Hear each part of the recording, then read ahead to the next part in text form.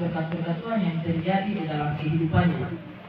Teman-teman kita bisa lihat dalam ayat-ayat firman yang mendukung dalam kitab Yakobus pasal 4 ayat 17. Di sini firman ini menekankan kepada kita bahwa orang yang tidak mau melakukan firman Tuhan dalam kehidupannya hari lepas hari. Baik.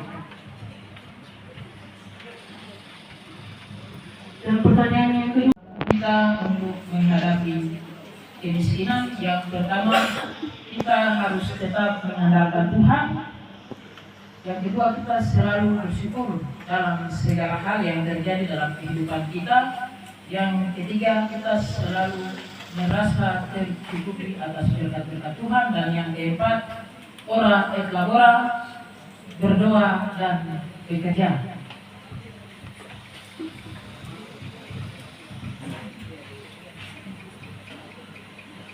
Dan soal nomor 3 ayat 17 dengan 18, di situ dalam ayat ini kita untuk kasih itu harus dibuktikan.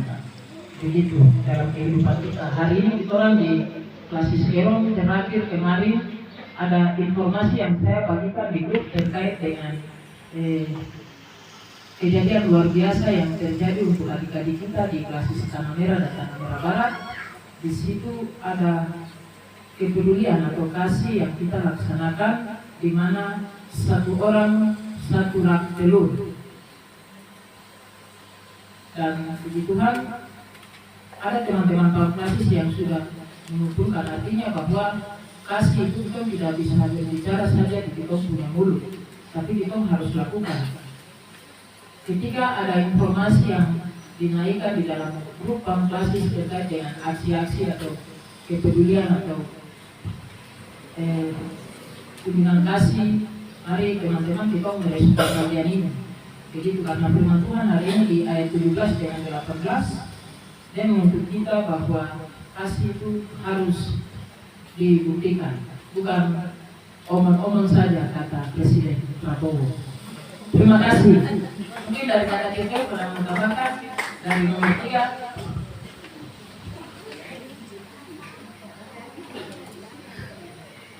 Kedua bilang begini, bagaimana sikap saudara-saudari ketika menghadapi kemiskinan?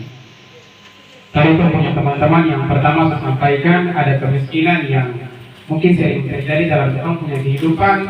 Pertama, kalau masalah kemiskinan dalam ekonomi, mungkin kita semua sudah rasakan apa itu ketika orang susah dalam ekonomi, apa yang harus kita lakukan ketika orang susah dalam ekonomi. Pasti yang kita lakukan adalah kita orang harus mencari pekerjaan atau mencari sesuatu yang bisa membawa perubahan dalam kita orang punya kehidupan, atau untuk bisa menafkahi kita punya kehidupan.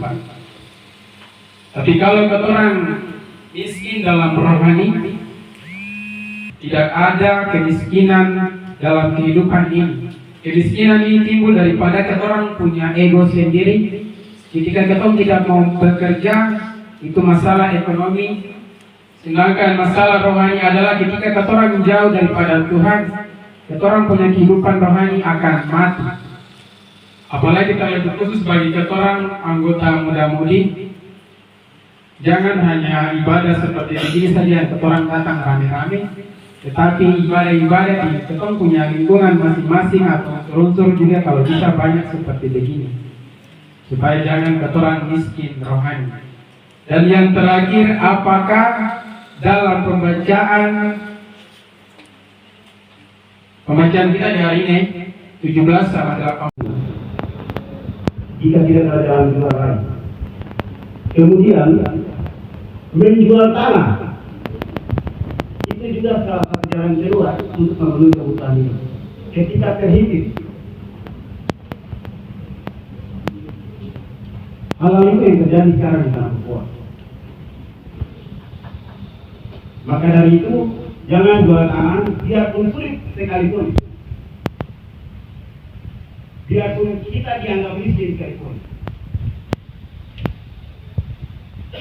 Karena ada dua faktor yang membuat manusia miskin, pribadi dan pemerintah.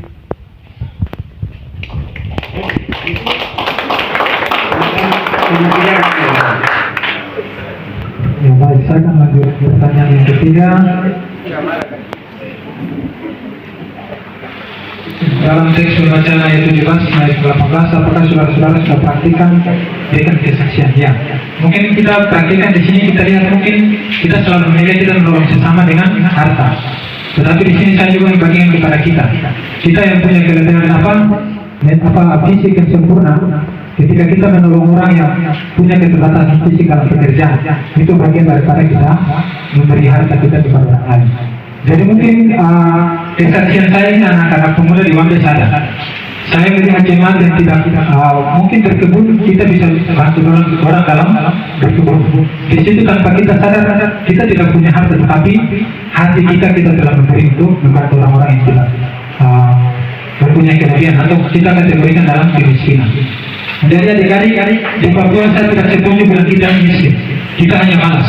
Tanah ini luas, bagaimana kita kelola itu jadi luas. Hari ini semua daun pisang saja kita pakai pasar dari luar. Dari mana kita bilang tanah Papua ini miskin? Kita saja yang malas. Kalau kita lihat mama-mama ke pasar, adik-adik itu daun pisang yang kita lihat selama ini terbuang-buang begitu itu uang. Bagaimana kita katakan diri kita yang miskin, padahal kita sendiri yang tidak melakukan itu. Yang dikategorikan miskin yang karena keterbatasan fisik tidak dapat bekerja. Jadi hari ini bukan saja harta yang kita bagikan kepada orang, tapi kita yang sempurna ini juga kita bisa bagikan tenaga untuk orang lain. Demikian Tuhan berkati.